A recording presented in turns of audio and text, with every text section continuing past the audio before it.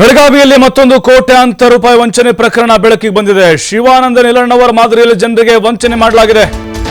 ಆದಿತ್ಯರಾಜ್ capital company ಮೇಲೆ ಅಧಿಕಾರಿಗಳು ದಾಳಿ ಮಾಡಿದ್ದಾರೆ. ಮಹಾರಾಷ್ಟ್ರ ಮೂಲದ ಬಾಲರಾಜ್ ಮಾನೆ ಒಡೆತನದ ಕಂಪನಿ ಇದು. ಬೆಳಗಾವಿ ಎಸಿ ಶ್ರವಣಕುಮಾರ್ ನೇತೃತ್ವದಲ್ಲಿ ಅಧಿಕಾರಿಗಳು ದಾಳಿ ಮಾಡಿರೋದು, ನೂರಾರು ಕೋಟಿ ಹಣ ವರ್ಗಾವಣೆ ಆಗಿರೋದು ಬೆಳಕಿಗೆ ಬಂದಿದೆ. ಆನ್ಲೈನ್ ಮೂಲಕ ಟ್ರಾನ್ಸಾಕ್ಷನ್ ಆಗಿದೆ ಇದು ಗೊತ್ತಾಗಿದೆ. ಈಗ ಸಾವಿರಾರು ಜನರಿಂದ ಹಣ ಠೇವಣಿ ಇರಿಸಿಕೊಂಡು ವಂಚನೆ ಮಾಡಲಾಯಿತು. ಹಾಗಾದ್ರೆ ಪ್ರತಿ ತಿಂಗಳು ಶೇಕಡ 5% ಬಡ್ಡಿ ಕೊಡುವುದಾಗಿ ಆಮಿಷವನ್ನು ಒಡ್ಡಲಾಗಿದೆ.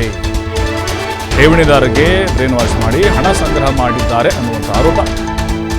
ದಾಖಲೆ ಸೇರಿದಂತೆ ಹಣದ ಮೂಲದ ಬಗ್ಗೆ ಅಧಿಕಾರಿಗಳು ಪರಿಶೀಲನೆ ಮಾಡ್ತಿದ್ದಾರೆ. ಇತ್ತೀಚೆಗೆ ನೋಡಿದ ನಾವು ಶಿವನ್ ನಿಲಣ್ಣವರ್ ಶಿವಂ ಸ್ವಾಹ ಅಂತ ಮಾಡಿದ್ದ. ಬಣ್ಣ ಬಣ್ಣದ ಕಲರ್ ಕಾಗೆ ಹಾರಿಸಿ ಆಧ್ಯಾತ್ಮ ಅಂತ ಬಂದು ಹೊಗಳೆ ಬಿಟ್ಟು ಜನರಿಗೆ ಟೋಪಿ ಹಾಕಿದ್ದ. ಜೈಲಲ್ಲಿ ಇದ್ದಾನವನು.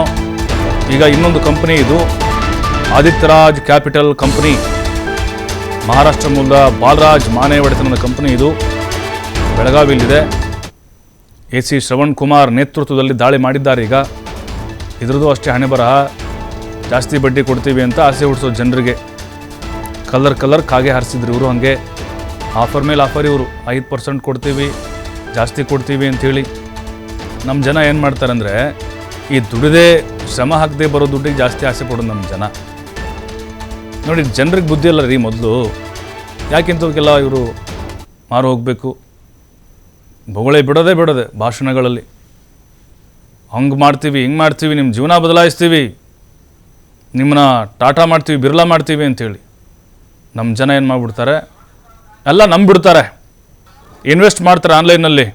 ಅದಾದಮೇಲೆ ಗೊತ್ತಾಗುತ್ತೆ, ಅಯ್ಯೋ ನಮ್ಮ ತಲೆ ಮೇಲೆ ಚಪ್ಪಡಿ ಕಲ್ಲು ಹಾಕಿದ್ದಾರೆ ಅಂತ.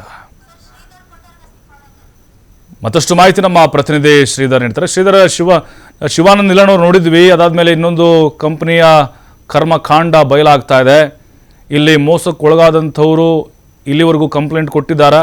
ಎಷ್ಟು ಕೋಟಿ ಇಲ್ಲಿ ಮೋಸ ಆಗಿರ್ಬೋದು ಜನರಿಗೆ? ಪ್ರಭು, ಬೆಳಗಾವಿಯಲ್ಲಿ ಶಿವಮ್ ಅಸೋಸಿಯೇಟ್ ನಿಂದ ಏನು 4,600 ಕೋಟಿ ವಂಚನೆ ಆರೋಪ ಪ್ರಕರಣ ಏನಿದೆ, ಆ ಪ್ರಕರಣದ ಬೆನ್ನಲ್ಲೇ ಮತ್ತೊಂದು ಅಂತಾಜೆ ಪ್ರಕರಣ ಬೆಳಕಿಗೆ ಬಂದಿದೆ ಅಂತ ಹೇಳ್ಬೋದು. ಏನು ಆದಿತ್ಯರಾಜ್ ಕ್ಯಾಪಿಟಲ್ ಏನಿದೆ, ಈ ಒಂದು ಕ್ಯಾಪಿಟಲ್ ನ ಸಂಸ್ಥೆ ಮೂಲಕ ಈ ಒಂದು ವಂಚನೆ ಆಗಿರ್ತಕ್ಕಂಥ ಮಾಹಿತಿ ಇರ್ತಕ್ಕಂಥದ್ದು. ಯಾಕಂದ್ರೆ ಇಲ್ಲಿ ಸಾವಿರಾರು ಜನ ಹೂಡಿಕೆ ಮಾಡಿದ್ದಾರೆ. 1,05% ಪ್ರತಿ ತಿಂಗಳ ಬಡ್ಡಿ ಕೊಡೋದಾಗಿ ಹಣವನ್ನ ಠೇವಣಿಯಾಗಿ ಇಟ್ಕೊಳ್ತಾ ಇದ್ರು ಅನ್ನೋ ಮಾಹಿತಿ ಆಧರಿಸಿ ಏನು ಈಗ ಬೆಳಗಾವಿ ಜಿಲ್ಲಾಧಿಕಾರಿ ಮೊಹಮ್ಮದ್ ರೋಷನ್ ಸೂಚನೆ ಮೇರೆಗೆ ಬೆಳಗಾವಿ ಎಸಿ ಆಗಿರ್ತಕ್ಕಂಥ ಶ್ರವಣಕುಮಾರ್ ನೇತೃತ್ವ ತಂಡಕ್ಕೆ ದಾಳಿ ನಡೆಸಿ ಕಾರ್ಯಾಚರಣೆ ನಡೆಸ್ತಾ ಇದೆ. ಬೆಳಗಾವಿಯ ಕೆಳಕ್ವಾಡಿಯಲ್ಲಿ ಬರ್ತಕ್ಕಂಥ 5ನೇ ಕ್ರಾಸ್ ಇರ್ತಕ್ಕಂಥ ಒಂದು ಕಚೇರಿ ಮೇಲೆ ಒಂದು ದಾಳಿ ನಡೆಸಿರ್ತಕ್ಕಂಥದ್ದು.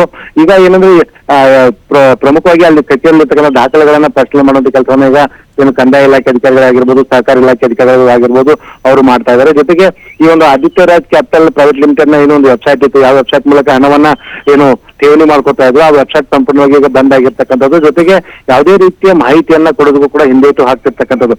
ಈಗ ಇಲ್ಲಿವರೆಗೂ ಕೂಡ ತನಿಖೆಯಲ್ಲಿ ಎಷ್ಟು ಜನ ಹಣ ಹೂಡಿಕೆ ಮಾಡಿದ್ದಾರೆ, ಎಷ್ಟು ಬ್ಯಾಂಕ್ ಖಾತೆಗಳ ಹಣ ಇದಾವೆ, ಎಷ್ಟು ಹಣಗಳು ವರ್ಗಾವಣೆಗೊಂಡಿದೆ, ಯಾವುದೇ ಅಂಶ ನಿಖರವಾದಂತ ಮಾಹಿತಿಗಳನ್ನ ಹಂಚ್ಕೊಳ್ತಾರೆ. ಯಾಕಂದ್ರೆ ಇಲ್ಲಿ ಏನು ಈ ಒಂದು ಸಂಸ್ಥೆಯ ಸಿಇಒ ಆಗಿರ್ತಕ್ಕಂಥ ಏನು ಬಾಲರಾಜ್ ಮಾನೆ ಏನಿದ್ದಾರೆ, ಆತ ಇನ್ನು ಕೂಡ ಇಲ್ಲಿ ಸ್ಥಳದಲ್ಲಿ ಆತ ಕೂಡ ಏನು ತಲೆ ಮಾಡಿಸ್ಕೊಂಡಿದ್ದಾನೆ ಅನ್ನೋಂಥ ಮಾಹಿತಿ ಲಭ್ಯ ಆಗ್ತಾ ಇದೆ. ಅದು ಸದ್ಯ ಈಗ ಕೆಳಪಡಿ ಪೊಲೀಸ್ ನೇತೃತ್ವದಲ್ಲಿ ಈಗ ಏನು ಅಧಿಕಾರಿಗಳ ತಂಡ ಕಾರ್ಯಾಚರಣೆ ನಡೆಸ್ತಾ ಇದೆ.